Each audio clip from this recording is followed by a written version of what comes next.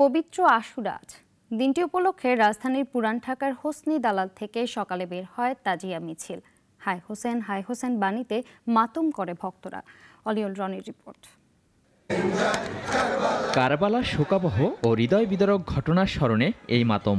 সত্য ও ন্যায় প্রতিষ্ঠার জন্য হিজরি ৬১ সনের ১০ই মুহররম কারবালার প্রান্তরে ইয়াজিদ বাহিনীর হাতে শহীদ হন ইমাম হোসেন ও তার পরিবারের সদস্যরা। ত্যাগ ও শোকের পাশাপাশি বিশেষ পবিত্র দিন হিসেবে সারা বিশ্বের শিয়া মুসলমানরা পালন করছে দিনটি।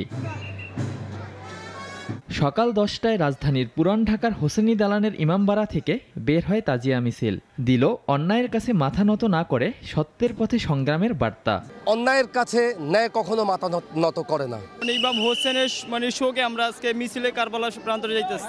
আমরা ওনাদের মতো তো আমরা হতে পারবোই না, কিন্তু তবুও আমরা চেষ্টা করে যাচ্ছি। ভেস্তা সেজে এসেছি, এখন আমাদের পর পুরুষরাও করে আসছে, আমরাও করে আসছি।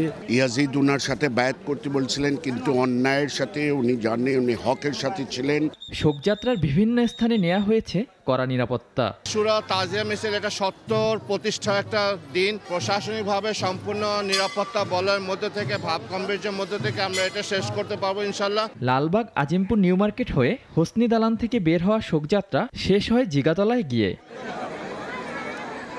অলিউল রনি, নাগরিক, Dhaka. Walton air conditioner exchange অফারে স্প্লিট এসিতে ২৩,০০০ টাকা পর্যন্ত নিশ্চিত ছাড়।